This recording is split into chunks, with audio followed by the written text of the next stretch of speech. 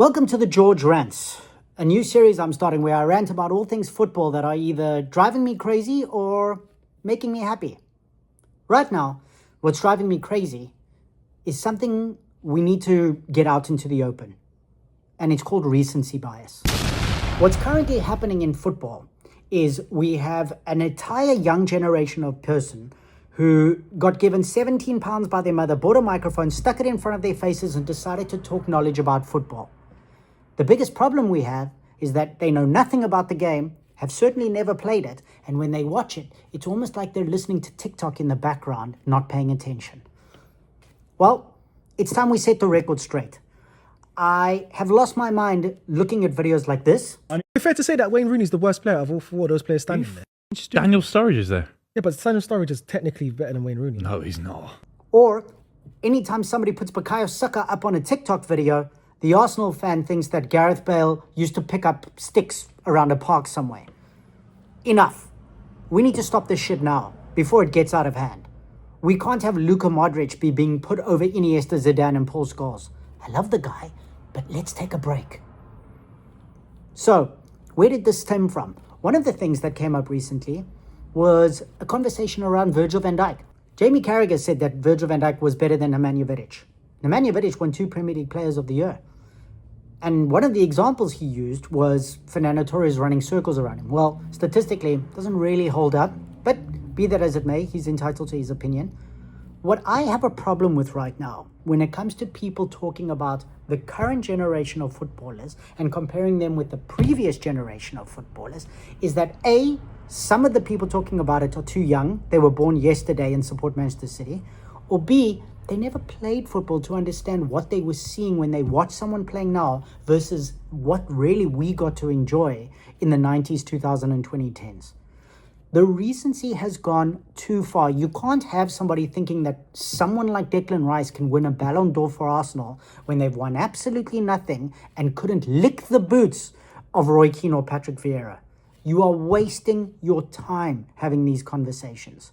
It is absolutely infuriating watching some of the comparisons. It's so popular right now for so many football videos to get a lot of clicks. Comparing somebody playing football now versus a Premier League great that came before in the same position. There aren't Premier League greats right now playing. That's what we have to accept. Virgil van Dijk is in the conversation for great Premier League defenders. He's not world class. You have to go through a list of Premier League defenders like John Terry, Rio Ferdinand, Nemanja Vidic, Vincent Kompany, Carvalho, before you start entering a conversation where Vincent Kompany's name can get added. One of the biggest issues that I have is who are these players playing against these days? The Premier League, for example, is a good league right now. It's not a great league. What you have is 1 to 20 teams who are exceptional, coached really well, and if you're not on it, 20 can beat number 1 on any given Sunday. The problem is that the Premier League is not littered with superstars anymore. It used to be. Players you were coming up against one another, it was box office almost every other weekend. Right now, the Premier League has one world-class striker. That's Erling Haaland. He's doing it at a young age and he can probably keep doing it for the rest of his career. But that's it. What you had previously was world-class superstar defenders in John Terry, Rio Ferdinand, Vincent Kompany, coming up against world-class strikers on a regular basis because they had to face Cristiano Ronaldo, Wayne Rooney, Thierry Henry, Sergio Aguero, Didier Drogba. This man was a bully, a superstar bully. And this is what made the Premier League so exciting, so intense, and gave it that reputation that 500 million people tune in every week to see. But it doesn't exist right now. It's changed. It's not this superstar going up against that superstar anymore. It's this well-oiled machine versus that well-oiled machine. Who can come out on top? When you want to compare midfielders and say somebody like Declan Rice should be in the conversation for greatest midfielders ever, you are losing your mind. You are flat out losing your mind. If you think Declan Rice is anywhere near as good as Roy Keane, Patrick Vieira, Paul Scholes, Kevin De Bruyne, Frank Lampard, Steven Gerrard, whatever you're smoking and whatever spoon you're lighting, let me know where you get it from and if it's still freely available. Let me smoke the good stuff so I can join you on this cuckoo train you're currently riding on. It doesn't make sense.